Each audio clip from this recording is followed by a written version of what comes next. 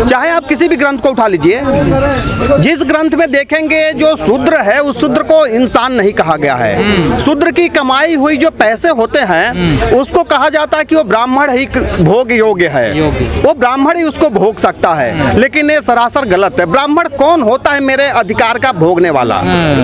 यहाँ कहा गया, यहाँ तक कहा गया है कि ग्रंथों में तो है ना। हाँ, ग्रंथों में है, इसको मैं मानता हूँ, ग्रंथों में है। वो गलत है, एक मन गढ़ंत ग्रंथ है वो ग्रंथ नहीं है कोई। वो तो एक जैसे आदमी, पहले हम शिक्षित तो क्या मनुस्मृति को इसलिए बाबा साहब ने जलवाया था? अगर बाबा साहब थोड़ा सा और मेहनत किए होते तो आज जिस स्थिति पे हम खड़े हैं ना, वहाँ नहीं होते, कहीं और होते। और आज जो सिंहासन पे राज कर रहे हैं ना, ये यहाँ नहीं होते, ये कहीं और होते। पटेल जी, आप तो मतलब ठाकुर है ना, आप शुद्र थोड़ा ही हैं। अरे आप नहीं समझे, शूद्र कौन होता है? शूद्र हमारी आंखों से दिखता है कि वो शूद्र, हम उसे बोलते हैं वो शूद्र है। एक जो भेदभाव का नहीं, जैसे यादव, मौर्य, कुर्मी, यादव कह रहे हैं कि हम शूद्र हैं, तो आप थोड़ा ही शूद्र हैं। नहीं, आप भी शूद्र में कैटेगरी में आते हैं। आप शूद्र केवल उनके लिए है जो मनुस्मृति को मानते हैं। हमारे तो कोई कास्ट ही नहीं है। हम तो आज बोलते हैं ना, नहीं, वर्ण व्यवस्था जो चली, वो वर्ण व्यवस्था वह एक संरचना थी। जैसे आप कभी भी किसी उस वर्ण व्यवस्था में आप कहाँ पर सटीक? हम तो सबसे नीचे से दूसरे पौधान पे आते हैं। नहीं, मतलब हमारा उपयोग किया गया। सीधी सी बात है कि हमारा उपयोग किया गया। कहा जाता है पैर से पैदा हुए शूद्र। ये देखिए, मनुस्मृति में ऐसे कहा जाता है, ऐसा ही कहा जाता है कि मुंह से पैदा हुआ ब्राह्मण है। लेकिन मेरे समझ में नहीं आता कि मुंह से इंसान पैदा कैसे हो सकता है। जरा एक सिंपल सी बात है, अगर मुंह से पैदा होता तो आज तो एक बार पैदा होकर दिखाए, ऐसा संभव ही नहीं है। यह एक मनगढ़ंत कहानी है, लोगों को भ्रमित करके लोगों पे राज करने का तरीका है। वो कौन कर रहा है? और ये जो पहले से ही वर्ण व्यवस्था में जिनकी वर्ण व्यवस्था है, जैसे ऐसा बोल सकते हैं ब्राह्मणवाद। ब्राह्मणवाद, कई लोग कहते हैं कि हमें ब्राह्मण से दिक्कत नहीं, हमें ब्राह्मणवाद से दिक्कत है। सर, जैसे ब्राह्मण तब तक सुकून से है जब तक उसको आपसे खतरा नहीं है। जब तक आप उसको, ब्राह्मण की एक शब्द बता रहा हूँ मैं, वो बोलता है, आप किसी को भी ब्राह्मण को बाबा ही बोलते हैं। वो आपसे 2 पीढ़ी आगे है। आप बाबा किसको बोलते हैं? बाबा अपने पिताजी के पिताजी को बोलते ना हम, यानी आपसे 2 पीढ़ी आगे है। एक ब्राह्मण का छोटा बेटा जब आप बाबा बोलते तो आपसे 2 पीढ़ी, आपसे 2 पीढ़ी प्लस है अपने से। इसलिए एक जो ब्रेन है ना, इसमें एक भ्रम पैदा किया गया है। इस भ्रम में हमारे, तो क्या इस भ्रम को तोड़ रहे हैं आप? हाँ, अगर भ्रम को नहीं तोड़ेंगे तो आने वाली जो पीढ़ी है वो भी गुलामी रहेगी। और बाबा साहब थोड़ी सी और प्रेशर किए होते तो हो सकता है कि मनुस्मृति उस समय। लेकिन SC ST वाले अब कह रहे हैं, जो विमर्श चल रहा देश में, खासकर जो लिखे पढ़े प्रोफेसर टाइप है, वो भी अब इस पर बोल रहे हैं कि ये जो धर्म ग्रंथ है ये हमें नहीं चाहिए, इनकी समीक्षा हो या इनको खत्म किया जाए। ठीक है, वही नहीं। लेकिन अब SC ST कह रहे हैं कि देखिए जी, हम तो वर्ण व्यवस्था में है नहीं, हमें तो इन लोगों ने बिल्कुल बाहर रख दिया, हम तो अछूत हैं। यह वर्ण व्यवस्था में शूद्र आता ही नहीं है। मैं आपको एक छोटा, शूद्र नहीं, SC ST नहीं आता ना उसमें। हाँ, SC ST आता ही नहीं है उसमें। तो SC ST तो उसमें आता है। वो तो बोलते कि इसकी कोई कास्ट ही नहीं है। ये तो बिना कास्ट है। मैं आपको सिंपल एक एग्जांपल दूंगा, इससे अनटचेबल है ना, वो तो अनटचेबल है। एक सिंपल सा एग्जांपल का मतलब क्या है, इनको बताओ। देखिए, जिसको हम टच कर और वो नहीं, अनटच, जिसको हम छूते ही ना, हम छू नहीं सकते। कोई भी लड़ाई हुई आज तक हुई है ना, कभी हम बड़े महापुरुषों का नाम लेते हैं, उस समय किसकी जनसंख्या कितनी थी इस देश में? आपने कभी सोचा है क्या? पता है क्या आपको? पता ही नहीं है, क्योंकि वो इतिहास में पढ़ाई नहीं जाता है। एक राजा होता था, एक क्षेत्र में सिर्फ एक ही राजा होता था, बाकी प्रजा होती थी। प्रजा लड़ती थी, राजा सबसे लास्ट में जाता है, तो भाग जाता था तो मर जाता था। आज तक यही राजा की वीर गति हुई, लेकिन लड़ाई किसने लड़ा? राजा ने लड़ा क्या? वो जनता लड़ी जो पैरों से पैदा हुई, जो पैरों से पैदा हुई ना, वो लड़ाई लड़ी है। यानी कि शूद्र बीच वाले जो भी हैं, ये लड़ाई लड़े हैं। कोई राजा लड़ाई नहीं लड़ा आज तक। लेकिन अब आप लोगों पे आरोप है कि आप अब समाज को बांट रहे हैं, खासकर हिंदुओं को बांट। कौन बोला हिंदू को बांटा?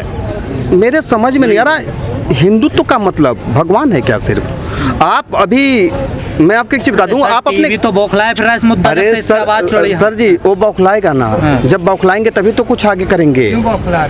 उनको तो ये लग रहा है कि बाकी जो एक सीरियल वाइज है, जैसे आप हो सके निष्पक्ष दिखा दे, लेकिन बाकी तो कुछ नहीं जी। आज तक वो बहुत बात सदन में बैठे भी, योगी जी बताएंगे इस बात, सदन में पूछे भी हो और सदन में बैठे भी, लेकिन उनके ही सामने बहुतों लोगों का, आप आजमगढ़ की घटना भूल गए क्या? आजमगढ़ में दंगा हुआ तो सबसे ज्यादा यादव मरे थे। मेरे घर के बगल का आजमगढ़ है, तो किसने मारा था? नहीं, वहाँ जो दंगा हुआ था उस दंगे में कौन मारा गया? हिंदू मुस्लिम नाम दिया गया। नहीं, दंगा एक अलग चीज है, जो विमर्श है, जो विचार है, वो एक अलग है ना। देखिए वही हाँ। नहीं, जैसे हम कास्ट वाइज जब जा रहे हैं ना, हमारी वर्ड व्यवस्था वहीं पे फेल हो जाती है। और वर्ड व्यवस्था को अगर फेल करना है तो हम कास्ट को ख़त्म करना है। जैसे सिंपल सा किसी का, आप एक पागल वाली फिल्म देखते हैं ना, ब्लड में लेकिन अब एक तर्क और किया जाता है, जब वर्ण व्यवस्था की बात आती है तो लोग कहते हैं कि कर्म के आधार पर वर्ण व्यवस्था बनाई थी ब्राह्मणों ने। हाँ राइट। लेकिन आप लोग कहते हैं कि ये जाति के आधार पर वर्ण व्यवस्था नहीं, हाँ। उस समय पहले कर्म जो था ना, जैसे कोई लोहे का काम करता तो उसको लोहार बोल देते, अरे लोहे वाला है। तो उन्होंने, ये आज की बात नहीं है, अभी तो थोड़े हम शिक्षित हुए। अगर हमारे पिताजी शिक्षित होते तो वो युद्ध किए होते, अगर मेरे दादा शिक्षित रहे होते तो वो युद्ध किए होते। लेकिन जो शिक्षा हावी रही ना, जो मेजर प्रॉब्लम थी शिक्षा की थी। आज अभी ये इतने दिनों बाद ये विवाद क्यों उठा है? कभी कोई विचार किया क्या? कारण यह है ना कि अब लोगों को लगा है कि हमें संविधान की जरूरत है, मनुस्मृति की जरूरत नहीं है। मनुस्मृति नहीं चाहिए मुझे मेरा संविधान चाहिए। अगर मेरा संविधान तो बदलने की बात हो रही है देश में, कई लोग सर वो सपने सब देख सकते हैं, सब भी देख सकते हैं, दिन में भी देख सकते हैं, रात में भी देख सकते हैं। अगर संविधान बदलने के सपने देख रहे हैं तो देख लें, लेकिन बदलना संभव नहीं है। राष्ट्रीय ग्रंथ बनाने की रामचरित को बात हो सकती है, वो भी बड़े बड़े मंचों से, टीवी मीडिया दिन रात चलाए। अगर संविधान बदला जाता है तो एक बहुत बड़ा क्रांति होगा, आंदोलन हो जाएगा। कौन करेगा आंदोलन? अरे हमारे जैसे लोग करेंगे, हमारे जैसे लोग बागी बनेंगे फिर संविधान के लिए। आपने कैसे सोच लिया? लेकिन कहा जा रहा है जो नया संविधान बना रहे हैं कुछ लोग, वो नए वो भारत की गति में बहुत तेजी से क्या गति में तेजी ला देगा? एक हरिजन को बोल देगा तू हरिजन है, तू पीछे रहना, पीछे लाइन में खड़ा होना। एक कुर्मी को बोल रहा तू मिडिल में रह, तू बीच में रहेगा। वो ऐसा होगा संविधान? और क्या होगा? जो संविधान है उसमें क्या दिक्कत है? एक प्रॉब्लम बता दीजिए, जो मेरा संविधान उसमें क्या कह रहे हैं? संविधान में ये प्रॉब्लम है कि इसमें भारतीय कल्चर नहीं है। अरे कौन सा कल्चर नहीं है? हमें कपड़ा पहनने का अधिकार वही संविधान ने दिया है, उसी संविधान से पहले हमें मिला है। और संविधान एक कॉपी है। आप पता है जिस जमीन पे हम खड़े हैं इससे 3 फुट से बेसी हमारी जमीन नहीं है। एक बार संविधान को हम पढ़ेंगे, जब तक शिक्षा आगे नहीं होगी, जब तक लोग शिक्षित नहीं होंगे, तब तक संविधान के इसलिए खराब बताया जाता है। समझ अपने को बेवकूफ बनाने के लिए, ताकि ये लोग हमारे पीछे घूमते रहे। झंडा ढोने वाले चाहिए ना, तभी तो हम राज करेंगे। जातिगत जनगणना का विरोध किया जाए। क्यों नहीं करेंगे? अगर जातिगत जनगणना का विरोध नहीं करेंगे तो लोगों को पता नहीं चला जाएगा कि देश में कितनी परसेंट जनसंख्या है। अगर पता चल जाएगा, अगर मान लीजिए सिंपल सी बात है, कुर्मी की जनसंख्या सबसे ज्यादा है, तो कुर्मी बोलेगा मुझे 52% चाहिए, वो तो बोलेगा ना, इसलिए जनगणना नहीं करनी है। फिर आप हिस्सा बंटवारा करोगे फिर? हाँ, वो तो स्वाभाविक भाई, जब मुझे पता चल जाएगा इस घर में मेरा ज्यादा हिस्सा है, तो मैं बोलूंगा कि भाई मुझे चाहिए। नहीं, हिस्सा जनसंख्या के आधार पे होगा या जमीन के या कर्म के उससे? नहीं, अभी कर्म के उससे करोगे हिस्सा। जनसंख्या के आप सुनिए, अगर जनसंख्या हमारी ज्यादा है, कर्म के हिसाब से बदलना सर, ये अगर ये अभी इन्होंने, अभी ये जो लोग बोल रहे हैं ना, ये देखिए इन्होंने सही सवाल पूछा कि जैसे जनसंख्या का पता पड़ जाएगा कि 52% इस देश में पिछड़े हैं, तो वो संख्या के बल पे उसका बंटवारा होगा या फिर कर्म के बल पर होगा? हाँ, अभी बता रहा हूँ मैं। कर्म कौन करता है? कर्म करना किसका काम है?